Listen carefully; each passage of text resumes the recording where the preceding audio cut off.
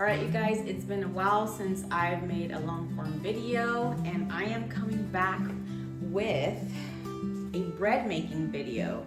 So we recently started celebrating Shabbat. I've made sourdough, I've made the challah bread. My husband really wanted me to learn how to make it, so I decided to learn how to make it. It turns out it's one of the easiest recipes that I've ever made. It's that simple. And today we are going to be doing it together. So I'm going to film my sourdough and the challah bread, and it's super simple, so come along. Okay, we are going to start off with our sourdough because it does take the longest. We need flour, a scale, and a bowl, and then we need warm water and yeast and salt. This is the yeast that I use. 450 grams of flour. So 450 grams of flour.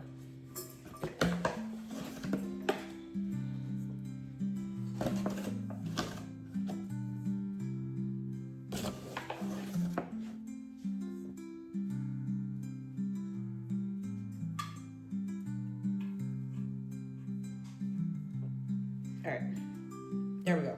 325 grams of warm water, 2 teaspoons of yeast. So 1, 2. All right, so we're gonna wait 10 minutes for it to activate. Alexa, set a 10-minute timer. Now our yeast is activated. It's gonna be foamy at the top whenever it's activated, usually about 10 minutes. Now we're going to add in our yeast that's been activated and the rest of the water. We're just gonna mix that.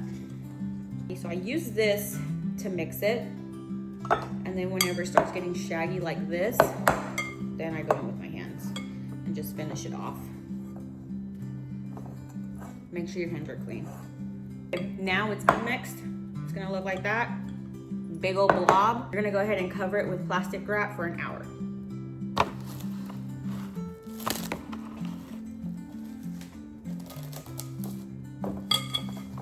Our timer for the sourdough has gone off. Now I'm gonna show you what it looks like after allowing it to sit for an hour. So now you are going to put in 2 teaspoons of salt. 1,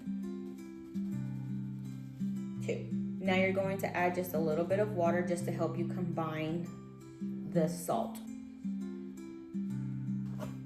Okay, so now we're going to do the first set of stretch and folds. So 1, 2,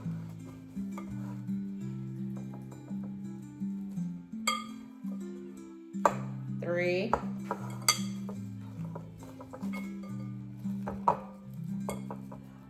and 4. Now we're going to cover it back up. You're going to let it sit for another hour. Then you're gonna do your second set of stretch and fold. That's what it looks like again.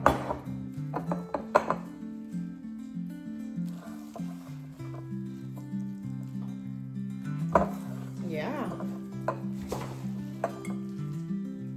that's true.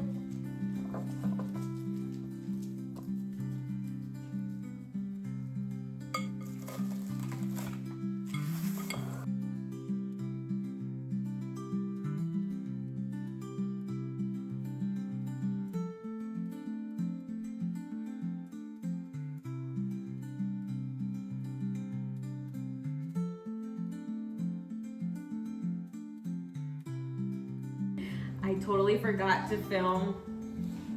Forgetful. Yes, I am very forgetful. Okay, so after the last stretch and fold, you let it sit for 2 hours. After the 2 hours, this is where we're at. Stretch it out on a floured surface into a rectangle, and then you fold one side to the middle and then the other side to the middle, and then you roll it into the ball. And then you create tension. You should have a perfectly round ball. You can let it sit in the fridge for 2 hours or overnight. We're gonna do overnight, and then we're just gonna have fresh bread in the morning. Just kind of flour it so it doesn't stick. Is that really what it's called? Yeah, tea towels. Us people down here in the South, we just call them knead towels. As you can see, this is why I don't film really with my husband around. It'll be funnier. I'll be back in the morning so we can bake it. All right, you guys. Well, I forgot to film horizontally, so please forgive me, but the content is still going to be the same. So we're going to go ahead and preheat the oven at 425, and you're going to preheat the oven with your Dutch oven inside. And then while you're doing that, you're going to go ahead and begin scoring your sourdough. This is the basic scoring that I do. It's the only one that I know how to do. So this is the one that I've been using for the last month or so. And I really enjoy it, and I'm excited to begin learning some other scoring. But for now, this will do.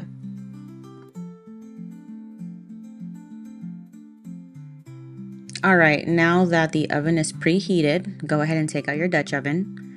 Put your parchment paper and dough inside, and then you're going to get one large ice cube and put it in the Dutch oven as well. Not with the dough, you're going to put it outside of the parchment paper inside of the Dutch oven, if that makes sense. You're going to go ahead and put it in the oven for 30 minutes. Once the 30 minutes have passed, you're going to take it out, uncover it, and then bake for an additional 15 to 20 minutes uncovered. That's going to give you the nice golden look on top. And I was really happy with this one. It came out really, really good, really, really delicious. We really enjoyed it for breakfast that morning. Just look at that. Look at that breakfast. We had eggs from our chickens, and then chorizo and potatoes, and then buttered sourdough. I mean, can it get any better than that? Chef's kiss. All right, you guys, it is now time to move on to the challah bread. So for the challah bread, I am going to get out my mixer because we're gonna need it. So we're gonna need 1 cup of warm water. So 1, 2, pinch of sugar. I'm totally sorry. I did not realize that you couldn't see that. All right, so this is what I'm using to mix my yeast. Next, 4.5 cups of flour. All right, sugar. It says to whisk it. Now it's asking to make a well. You're gonna do 2 eggs and 1 egg yolk, but you're gonna save the egg whites because you're gonna use that later to brush the bread.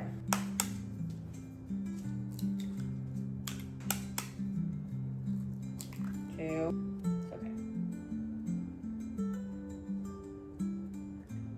We're saving this, remember? Vegetable oil for this recipe. The eggs, 2 eggs, 1 egg yolk in there.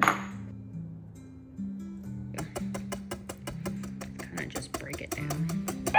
That's what it should look like. Yeast has been activated.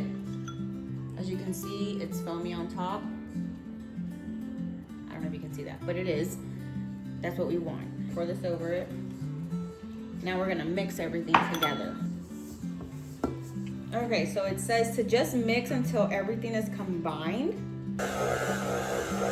Sometimes it struggles, so I kind of pick it up a notch. 10 minutes.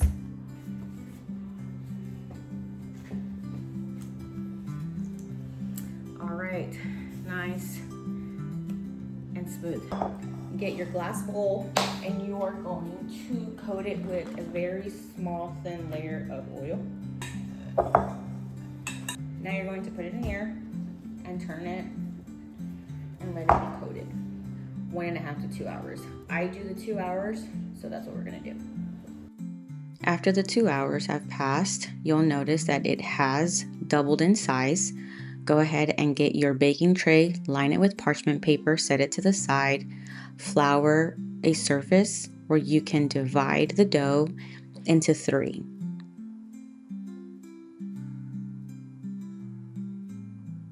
Once it's divided into 3, you're gonna go ahead and start in the middle, rolling it outwards. And I try to make mine the size of my tray. Sometimes I make it too big, but just play with it a little bit. So as you can see here, I'm starting in the middle and then rolling it out. After that, you're gonna go ahead and braid it. If you need help braiding, there's lots of videos on YouTube that you can follow to learn how to braid your bread. Once that's done, go ahead and place it on your tray, sprinkle a little flour on top, cover it with a tea towel, and then let it rise for 1 more hour. Once the hour has passed, you're gonna go ahead and brush your bread with that egg white I had you reserve. With the 350 preheated oven, you're gonna go ahead and put your bread in for 30 minutes. Please note that at 15 minutes, you're going to have to take it out and just flip the tray. Now, once it's done baking, you're going to have this finished product. Beautiful and tastes amazing. All right, guys, happy baking.